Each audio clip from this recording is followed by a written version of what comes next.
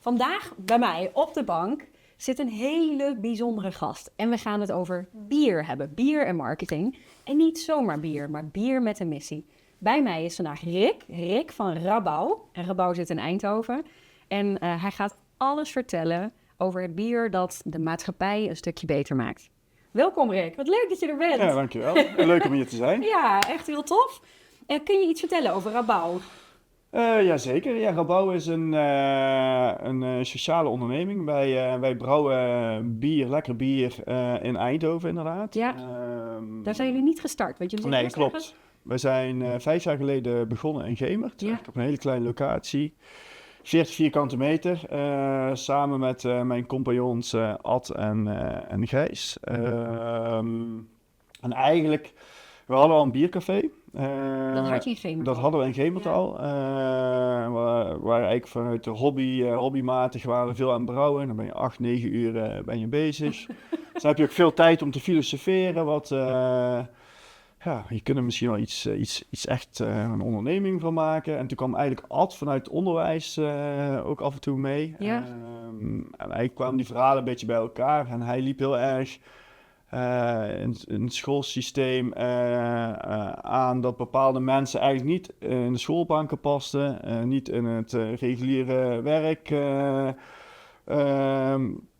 pasten en eigenlijk gewoon thuis op de bank kwamen te zitten. En daar zat hij eigenlijk te denken van, daar wil ik eigenlijk zo van een heel gestructureerde werkplaats voor inrichten, misschien iets van hout hakken. Toen dachten we, eigenlijk is bier wel een heel mooi product. Ja. Het is heel gestructureerd werken.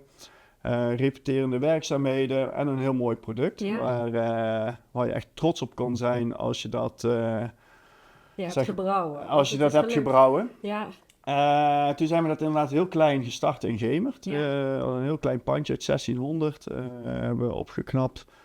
En daar zijn we Rabouw begonnen. Toen heette het nog Vagebond. ook een leuke naam. Dat is,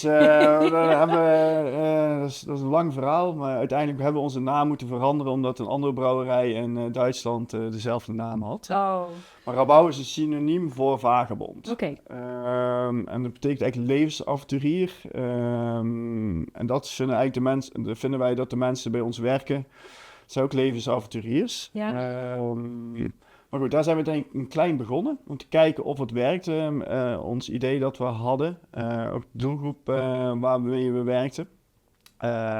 In principe stelden we ons voor iedereen open. Dus iedereen die thuis zit, kan een plekje bij ons in de brouwerij krijgen. En vervolgens kijken waar de kwaliteiten van diegene liggen. En vervolgens proberen te zorgen dat zeg maar in het normale werkritme steeds meer terechtgekomen. En vervolgens door te stromen naar een betaalde baan. En lukt dat? Gaat dat ook of niet? Ja, dat hebben we dus echt in het klein uitgetest. Dus echt met een paar mensen zijn we begonnen. Ja. En dat was eigenlijk het eerste jaar al echt een groot succes.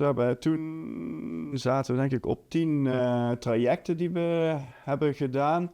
En daardoor hebben we ook besloten om het op te schalen. Ja. En dat was onze locatie in Eindhoven was echt veel te klein. Toen zijn we begonnen te zoeken naar een grotere locatie. Ook naar de stad in Eindhoven. Ja. En daar hebben we een hele mooie locatie gevonden op Strijp S. Dat helemaal paste. Dus de brouwerij paste daar in combinatie met een mooi proeflokaal ernaast. Dus dan is ook de beleving voor de gasten. Want je zit eigenlijk gewoon in de brouwerij het gebrouwen bier te drinken.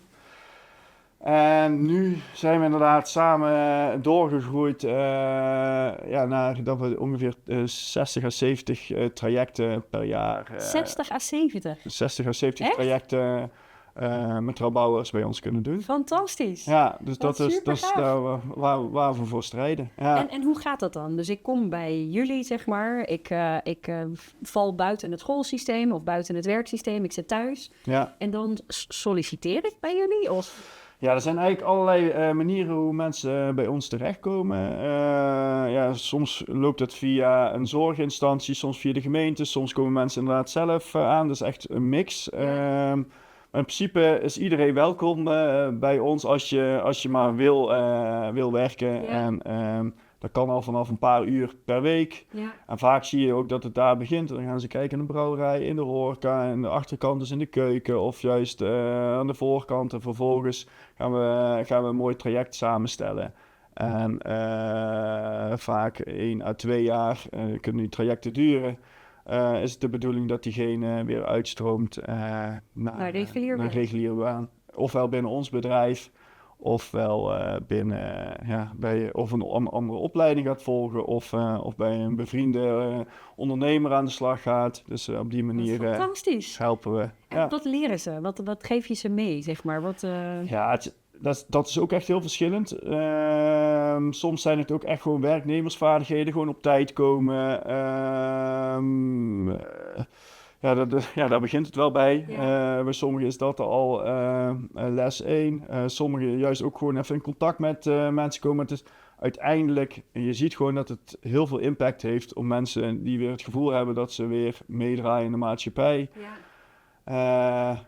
Eigenlijk zijn het hele kleine dingetjes voor de meeste mensen, maar voor die mensen echt een hele grote betekenis kunnen hebben. En ook zeg maar mensen om hen heen daardoor ook positief beïnvloed worden eigenlijk. Positief beïnvloed. We hebben bijvoorbeeld een jongen gehad die inderdaad bij ons in de keuken is begonnen. Zijn moeder zat ook al 20 jaar thuis. Ja. Die hoorde ineens positieve verhalen.